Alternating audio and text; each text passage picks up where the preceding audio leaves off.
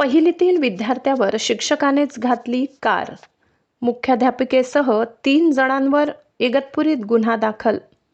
शाळेच्या मैदानात पहिलीतील विद्यार्थ्यावर 4 चाकी वाहन चढवून गंभीर दुखापत झाल्याची धक्कादायक घटना 18 फेब्रुवारीला घडली. या प्रकरणी विद्यार्थ्यांच्या वडिलांनी इगतपुरी पोलीस ठाण्यात फिर्याद दिली आहे.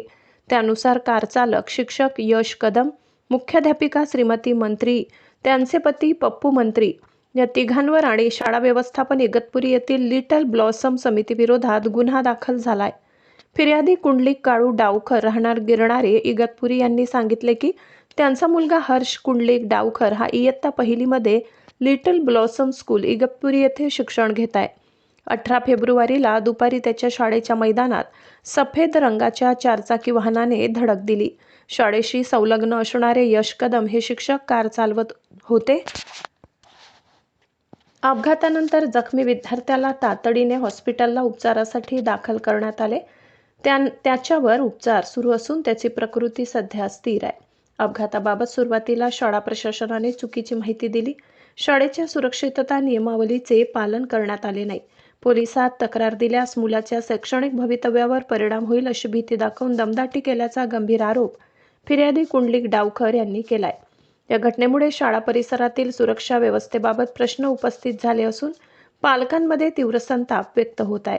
शाळेच्या मैदानात वाहनांची ये-जा कोणत्या नियमानुसार होते याची चौकशी करून दोषींवर कठोर कारवाई करावी अशी मागणी होत आहे. जखमी विद्यार्थ्याला न्याय मिळावा, शाळांमधील सुरक्षा व्यवस्था अधिक कडक व्हावी अशी अपेक्षा नागरिकांकडून व्यक्त होत आहे. माझं नाव कुंडलिक डावखर आणि हा माझा मुलगा हर्ष डावखर. याचं आहे ना शिक्षण सध्या लिटल ब्लॉसम शाळेत चालू आहे. त्याला ना 18 तारखेच्या रोजी ना त्याच्या शाळेत ऍक्सिडेंट झालेला आहे. यश कदम सरांनी ना त्यांना निष्काळजीपणामुळे ना त्यांच्या गाडीने त्याला समोर उडवलेलं आहे आणि पळून गेलेला आहे शाळेतून.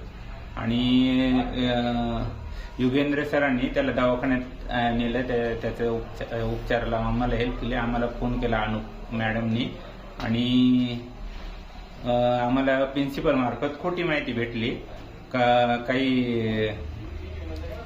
त्यावेळेस आम्ही गेलो तर प्रिन्सिपलने काहीतरी चुकीची माहिती भेटली आमच्यापर्यंत आणि शाळेच्या मॅनेजमेंटनं कोणतीही प्रकारचे आम्हाला सहकार्य केलं नाही का. मुलाला येऊन घरी बघितलं नाही का काय झालेलं आहे त्याच्यात कोणतीही मदत न करता यांनी प्रिन्सिपलने ना घरी नंतरून ज्यावेळेस 6-7 दिवस झाल्यानंतर घरी आले तर त्यावेळेस ते म्हणत तुम्हाला मुलाच्या शिक्षणाची काही असा प्रकार परत दुसऱ्या कोणा मुलासोबत होऊ नये म्हणून मी माझ्या एक पालकाच्या कर्तव्यानुसार मी त्या गुन्हा दाखल केलेला आहे सरांविरुद्ध आणि प्रशासक विरुद्ध.